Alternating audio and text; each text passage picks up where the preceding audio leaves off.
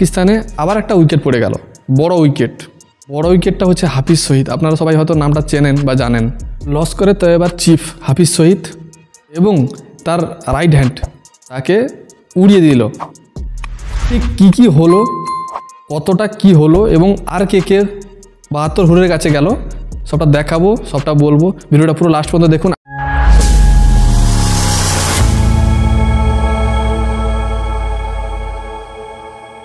নমস্কার, আমি চন্দন, ওয়ান রেমলিং পেনে আপনাদের স্বাগত জানাই।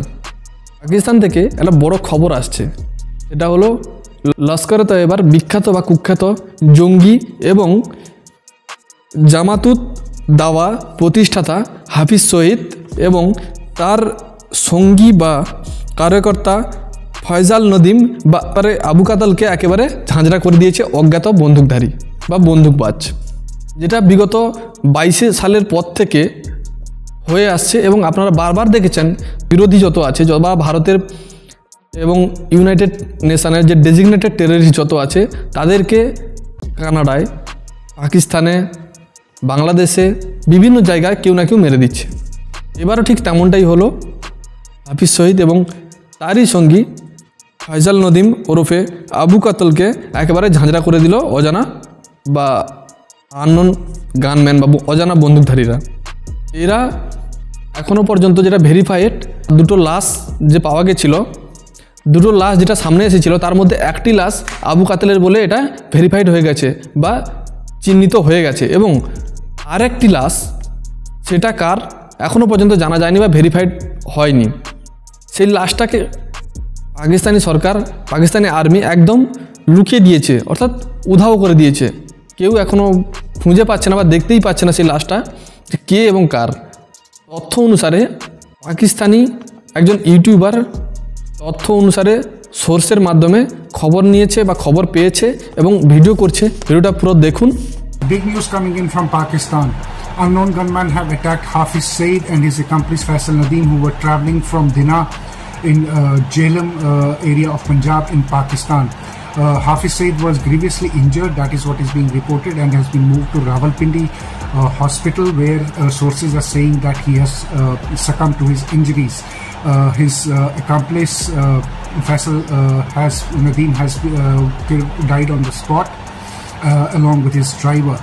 Now this is a very, very big news. Hafiz Saeed, the founder of Lashkar-e-Taiba and Jamaat-ud Dawa, is India's most wanted terrorist who has been involved in all terror activities, not only in Jammu and Kashmir but also in India. His killing is a big jolt to the Pakistani establishment, not only to the Pakistani establishment but also to all the jihadis who are in Pakistan. This is a severe jolt to them, and this news is developing as of now.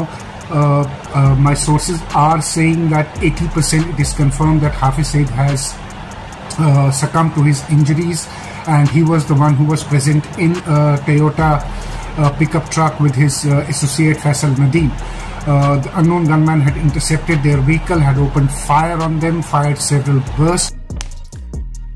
YouTuber ভিডিওটা করে বলছে বা জানাচ্ছে যে হাফিজ সঈদকেও মেরে দিয়েছে, কিন্তু Pakistani army এটাকে সামনে আনছে না। কেন আনছে না, কী কারণে আনছে না, কেউ জানে না। সত্যি হাফিজ সঈদ মরেছে কিনা এটাও ভেরিফাইড নয় এখনও। যদি মরে থাকে কেন সামনে আনছে না সেটাও জানা যায়নি। যেমনটা আপনারা দেখেছেন ওসামা বিন লাদেনের সময় মেরে দিয়েছে, কিন্তু পাকিস্তান মানছিল না। আমাদের ভারতেরই এক সময় ভারতে থাকা ভারত বাসিন্দা যে পরে পাকিস্তানে গিয়ে নিজের বসতি স্থাপন করেছিল, সেই দাউদ ইব্রাহিম যখন মারা গিয়েছিল বলে খবর এসেছিল, তখনও পাকিস্তান মানেনি। পাকিস্তান সরকার কোনো দিনই মানে না কখনো। সত্যিই বলতে অ্যাকচুয়ালি পাকিস্তান সেনাতে পাঞ্জাবি এবং লাহোরিরা বেশি। এই লাহোরিরা চূড়ন দেয়, আপনারা সবাই জানেন, আমি আপনি আমরা সবাই জানি। মিথ্যে কথা এরা কোনোদিনও মানে না।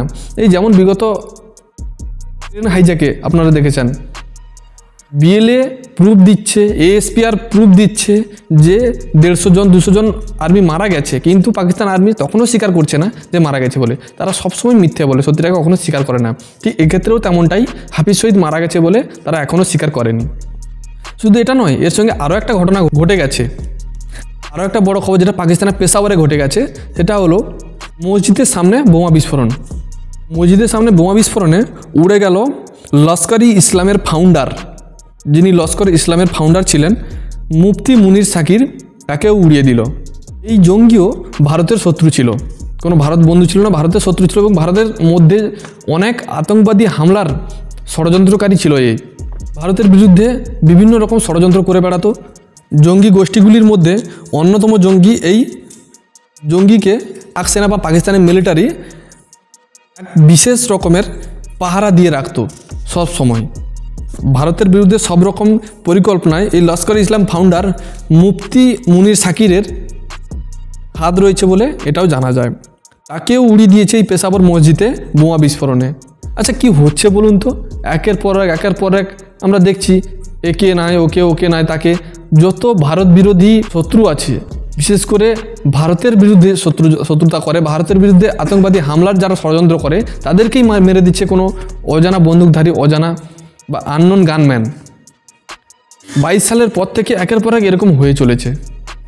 আমরা সবাই দেখছি, বিশেষ করে 24 সালের পরে, অর্থাৎ 24 সাল থেকে শুনে আসছি। কিন্তু কখনো তারা পাকিস্তান আর্মি বা পাকিস্তান স্বীকার করে না যে মেরে দিচ্ছে, এবং এটাও জানা যায়নি যে এই আননোন গানম্যান কে বা কারা, যারা ভারতের এত বড় উপকার করছে। কিন্তু আমি এটা বলবো যে ভারতের যারা এত বড় উপকার করছে তাদেরকে স্যালুট না জানিয়ে, ধন্যবাদ না দিয়ে থাকাটা উচিত নয়। কারণ যারা ভারতের এত বড় উপকার করছে নিজেদের পরিচয় গোপন রেখে, তাদেরকে স্যালুট জানানো তো একটা দরকার, এটা প্রয়োজন। এক্ষেত্রেও ভারতকে দোষারোপ করছে পাকিস্তানি আর্মি এবং পাকিস্তান সরকার। তারা বলছে ভারত নাকি মাধ্যম দিয়ে সেখানে ষড়যন্ত্র করছে এবং তাদের দেশে থাকা বিভিন্ন লোককে মারছে। ভারত ঠিক আগের মতো এবারও ঠিক তেমনটাই উত্তর দিয়েছে যে ভারত কোনো দিন কোনো দেশের মধ্যে গিয়ে কোনো রকম দেশের অন্তর্বর্তী কোনো বিষয়ে মাথা ঘামায় না এবং সেই দেশে গিয়ে কোনো রকম কার্যকলাপ করে বেড়ায় না। কারণ ভারত সারা বিশ্বকে শান্তির বার্তা দেয়। ভারত সবচেয়ে পৃথিবীর বড় ডেমোক্রেসি, বড় প্রজাতন্ত্র, তো সেই কারণে ভারত এরকম কিছু করে না।